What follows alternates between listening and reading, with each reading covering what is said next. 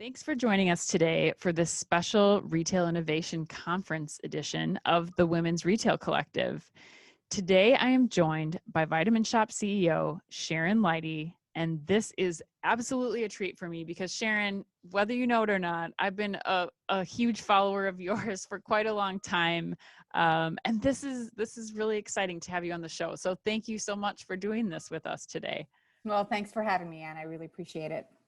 Well, let's start with you. I want to hear about the background. Tell us how you got into retail in the first place, Sharon.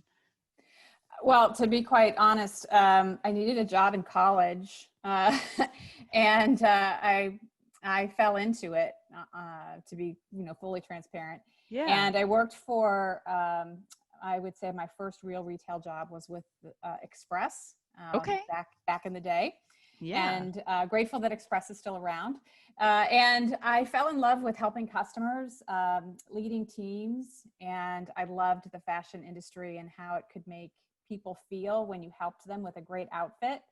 And I'd be lying if I didn't say I loved the discount, because sure. when you're a college student and you're trying to stay up to date on trends, it's nice to have a 40 to 50% discount. So yes. I used it a lot, but really it was so much about the customer aspect. I've always been a huge customer advocate. I just love working with customers, and I've always enjoyed working with others and leading teams. And I loved getting results. So there was a bit of a part of retail is also there's a competitive nature, I think, for those that are in our business, and about staying on top of trends and making sure that you're really building and driving the business. And I just really fell in love with it and enjoyed it very much. Well, and like you said, I think there's some instant gratification being part of retail, whether you're Absolutely. an associate on the ground in the stores, or you're in the headquarters. I mean, Yep. you see that response right away from your customers, and I agree. I mean, it's really the feeling that you get from helping somebody feel good, especially in an outfit, is it transforms them, and so. And the other thing I love about our business is that you get to do a lot of things.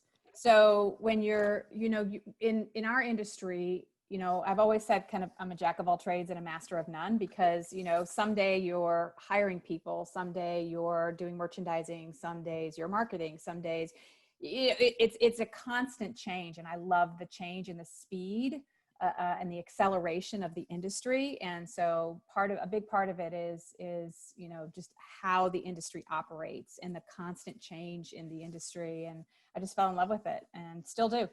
So how did you end up at the Vitamin Shoppe? Can you take us through that journey a little bit? Yeah, so I was very fortunate that the chairman of the board at the Vitamin Shoppe was somebody that I used to work with, and it was a mentor of mine. And when the opportunity became available, he called me to see if I'd be interested in helping him with the turnaround. And we had, done it before, and really enjoyed working together. And it was great to have somebody that I knew as the chairman of the board, especially as a first-time public company CEO.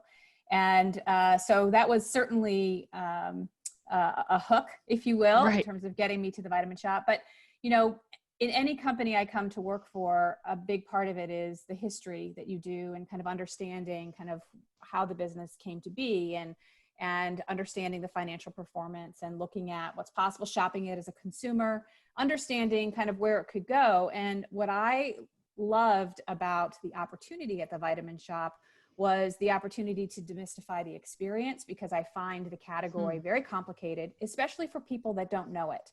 And when you think about the millions and millions, billions of people that you could help in this industry, I saw it as a tremendous opportunity. So the Vitamin Shoppe since 1977 has been a wonderful place for people to come and sell products. But it was really a place that just had a lot of SKUs in it. And what did it really stand for? And we talked a little bit earlier, Anne, about your engagement in gyms and fitness and things of that nature. And, the opportunity to truly help people. I think also when you get to a point in your career, you also want to do good. Yes. And I wanted to have the opportunity to not only run and build a successful business, but be part of this changing landscape about health and wellness, and helping people truly be the best version of themselves, but how they define it. Our industry is very personal, and everyone that comes into a Vitamin Shoppe store, they're all on their own journey, whether it's for themselves, whether it's for a family member, whether they're helping parents, whether they're helping their kids, whatever it is.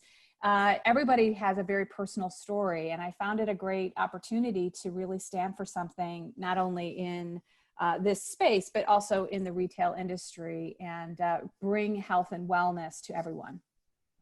Sharon, I'm curious, when you, as you went through your career, and I think you outlined some very important values that you looked for in kind of finding this this position that you're in with the Vitamin Shoppe. Are there things that you personally, when you're considering a new career, that you kind of use as a rubric for whether or not you are going to go forward with that? You mentioned some things like financial performance and experience in the store or in the environment and values of the company. Are there things that you really use as your kind of North Star for deciding whether or not it's a position you want to move forward with? Absolutely. Values. Big Okay. time. I had an experience at one point in my career where I went for the role, and because it had the fancy title, and it would definitely have helped me aspire to continuing to move up in progression in my career. But my values and their values weren't aligned. And so there was this misalignment, and it was quite frankly, it was uncomfortable. And what I saw at the Vitamin Shoppe was a place where we have this amazing, amazing population of associates. We call them health enthusiasts, who do really care about the people that they help. And when you talk to our health enthusiasts, they really want to do great work. They really do care about making a difference in the customers' lives. And I think that's at this point in my career, that becomes more and more important. So for me, values matters. And that's kind of table stakes. So, right. Are the values aligned with my own? And if they are, then you go to the next step and you look at what the possibilities are. But for me, it's always about, is it true to my core? And can I see myself there? For sure. As we think about this career that you've had and the decisions that you made to choose companies that you've been at throughout your career, are there some moments as you look across this timeline that really stand out to you that, kind of defined the path that your career was going to take? Yeah, great question. I kind of look at my career in phases. So I would say that early on in my career, it was all about great retail fundamentals. I mean, I had a tremendous opportunity when you work for a company like L Brands, and it was before it was L Brands. It was Express. It was limited stores. And you grow up in that kind of environment where it's moving very quickly. It's growing. It's changing all the time. It's very forward. At the time, it was very fashion forward. And you have the opportunity to do that. And then you have an opportunity to work for a company like the Walt Disney Company. And I loved my time at Disney. It really taught me about great brands and customers, which we called guests, and the importance and value of the customer. It's also where I learned a lot about, and we talked a lot about the internal and external customer, and making sure our cast members really, that we took care of our cast members so that they could deliver that great guest experience that the Disney organization upheld. And I learned a tremendous amount when you think about, L Brands and Disney and kind of what that does. So that's kind of like for me, that was like such a great foundation. And the opportunity to work for Gap Inc. I worked for Gap Inc. at the early days of Old Navy, when Gap was doing some really, really great things. And so there was a wonderful, foundation that was set. Then I had the opportunity to start transforming businesses and turnarounds and how we could evolve businesses. And, that's where I had a great run at Pier 1. I was there through the financial collapse. I was there when our stock was in the cents at the time, and we rebounded from that. And it was a great way to kind of learn how you can take these great foundational principles and then apply them to transforming a business. And it's also where I learned a tremendous amount about the importance of digital, because we were going through such incredible transformation around the importance of digital and what digital was going to do for the consumer experience. And then, through that and learning as much as you can, always learning along the way, then being able to, again, work for a great company like Godiva, who is a global company and was going through some transformation at that time. And again, a different kind of company, because in my career, I've never been in one product category. Sure. I've done apparel, I've done consumer goods, I've done Bath and Body Works. I got a great chance to work at BBW during a huge growth spurt, and chocolate and furniture, and now vitamins, minerals, and supplements. So it's been really fun. But at the core of everything, it's always about the customer and being able to take all of that knowledge and that foundational information that you have, and then apply it to where you are today. And so I feel very fortunate that I've had those opportunities throughout my career to apply to what I do today. Sharon, one other common thread that I hear throughout this too is that you've really been leading transformation and reimagining or pivoting a business potentially. That will likely be a key topic for this retail innovation conference. Mm-hmm. What else do you think is going to be top of mind for people at this conference? What have you experienced at Vitamin Shoppe that you're hoping to talk about with people next week? I think one of the biggest things is, what does retail look like coming out of a pandemic? I mean, if you think about this year and you think about, here we are in October, and you think about what started in January and February for us, I have almost thought of this year as each quarter was its own separate year, because each quarter, and our fiscal year starts in January, so it's actually a calendar year. And each quarter has almost been its own set of circumstances. If you think about what January and March looked like, right, and then what April, May, and June looks like, and what July through, September looks like. And then, what does this holiday season look like for most retailers, starting with Prime Day, which is in October this year, Right. which I believe is going to be the start of the holiday season. And how does, the financial well-being of our country play into it, with, the stimulus Absolutely. being passed, not passed, what's going to happen over the next several weeks. And so I do think that what will be very interesting, and what I'm grappling with personally with our organization, is just, what does 2021 look like? And what does, and when you think about a lot of the acceleration that occurred this year, I mean, we did technology projects that normally would have had maybe a 6-month timeline or, a longer timeline, and accelerated them dramatically, because again, we needed to meet the customer where they were. So we knew that customers weren't going to shop in stores. We had a lot of stores closed. We had stores on, shortened hours, like many of your listeners and many of the conference attendees were. So it absolutely impacted. Everybody saw if they had an e-commerce business, their e-commerce business just went through the roof. So what does that look like? And what does that look like for the people like us that have a lot of brick and mortar stores? We have 750 stores across the United States. And what does that look like? Will people come out and shop? What does that mean for things, technology enhancements around real-time click and collect, or BOPUS, as some people call it? What does that look like for curbside delivery? How do you make sure that you can get product to the consumer when they want it, and they want it now?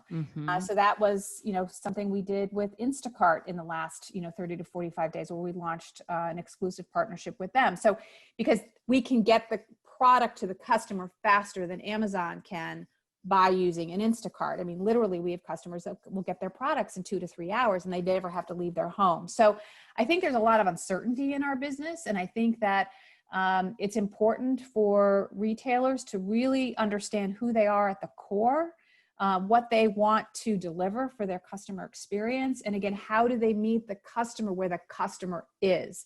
Because the customer is not going to come to you, because you really have to meet them where the customer is. And it's up to retailers to figure out how to do that. Well, and especially if you're selling a product that's promoting health and wellness when we're Absolutely. in the middle of a pandemic too, the access to some of those vitamins and other products, when we're facing a health crisis in a couple of hours, seems like a very smart thing to do.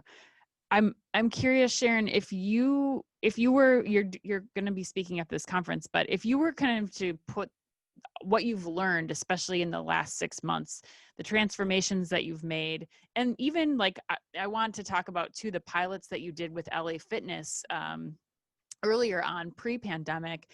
If you were to kind of take what you've learned in this last, we'll say year to 6 months to a year, or in your case, using each quarter as a year, we'll say the last 4 years maybe, what would some of the key components of that class, that master class, be for you, if you were going to share that with people who are in the middle of their retail careers right now? Well, the first thing I think that all retailers need to do is innovate. You constantly have to innovate. It's innovating. It could be product, because at the end of the day, customers come to retailers to purchase something, a service, a product. They're engaging with you in based on whatever it is that you're delivering. So what's the innovation there, and how are you going to deliver that? So I think, when I look at the test that we did with LA Fitness, again, right idea, wrong timeline with the gyms closing at a pandemic, right. But it was meeting the customer where they are. They go to the gym, you look at the health and wellness consumer. There's clearly a physical component around being on the treadmill or lifting weights and things like that, as well as, taking vitamins, minerals, and supplements to continue that journey and to support you on that physical fitness journey. So that was the idea behind LA Fitness. I hope that we can get back to doing more of those things again. I do too. But you have to try. You have to try things, and you have to make sure that as you lead your organization, that you give yourself some bandwidth to constantly innovate and try new things, because out of those new ideas are things that will blossom and sprout into bigger things. I think that, when I think about the pandemic and everything that's going on with the pandemic, I know for me personally, this has been a year of perspective, because if you think about, for me, at the very beginning, what was so important to me at the onset of everything was that our health enthusiasts and our customers would be safe, and that their health and well-being was, we're a health and wellness company. That was the first and foremost thing that we wanted to make sure that was in place, and we were more assertive, I think, on the onset around social distancing and mask wearing and protocols, and doing everything that we could to make sure that we provided an environment where our customers felt safe, and that they would, again, we want to help people. And when you think about health and wellness and how people are all thinking, I think, a little differently about their health today and building up their immune system, and that's through lots of things. It's right. It's through your nutrition. It's through the supplements you take. It's through getting a decent amount of sleep, which is hard.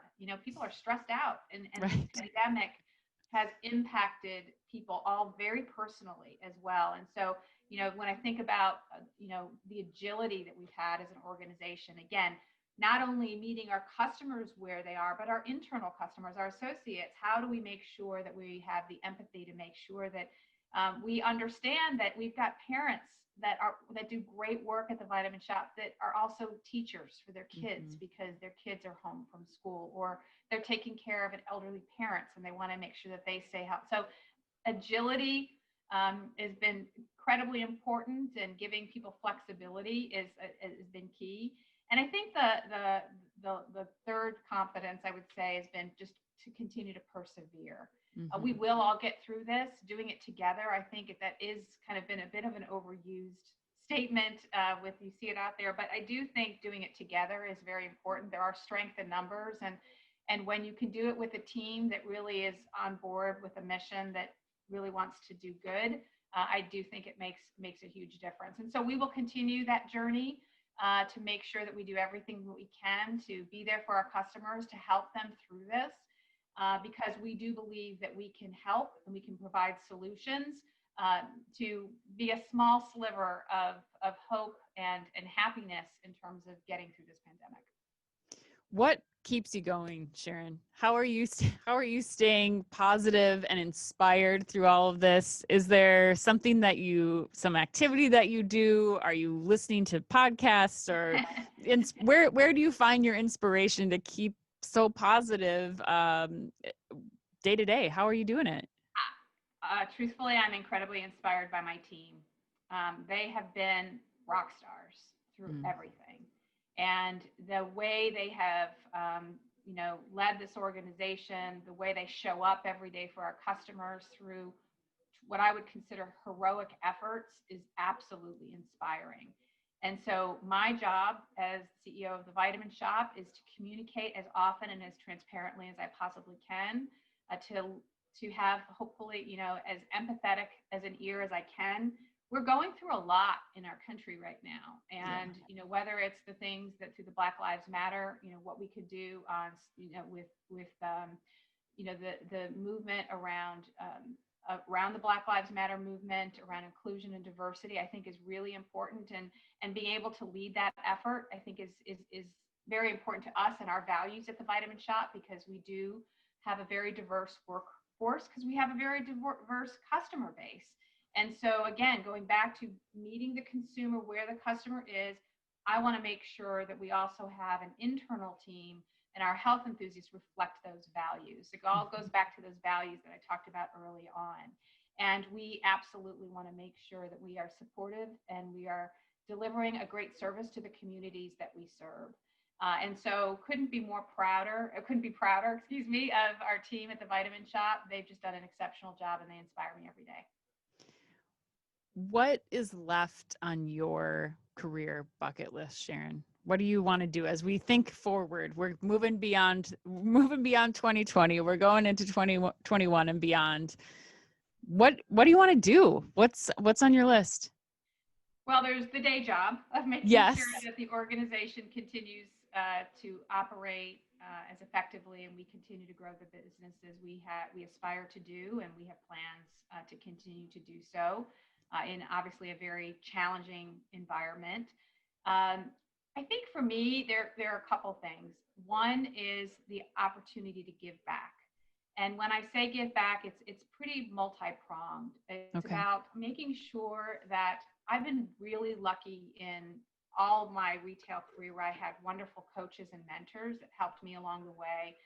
So how do I leave a legacy of talent that puts leaders of the next generation in a great place to take on and lead other retail businesses, and what does that look like in terms of making sure that at the Vitamin Shop or other organizations that you inspire others to be a part of this great industry and to be a part of future generations of this industry, I think is an important legacy. And I want to make sure that I have the opportunity to bring up new leaders in this very important industry that's been so good to me.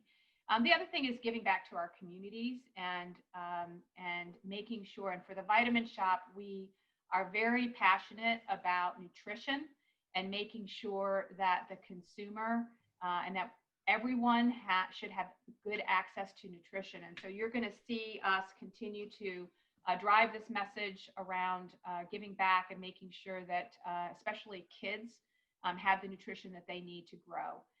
So we are very proud of our relationship with Vitamin Angels and what they do to help mothers and children and infants to give them the nutritional value that they need to grow. And you'll see us continue our focus on that aspect, because we do very much believe that everyone should have access to good nutrition.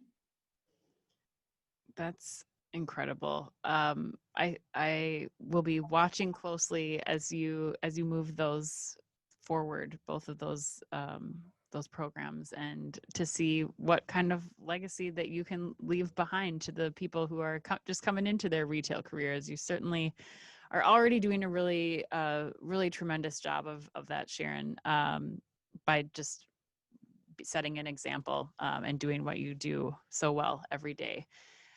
I have one last question to wrap this up, and that is, if you were to look back at that person that maybe inspired you or had a really strong impact on your career, and you could go back and you could write that person a thank you note, who would you write that thank you note to, and what would you say to them?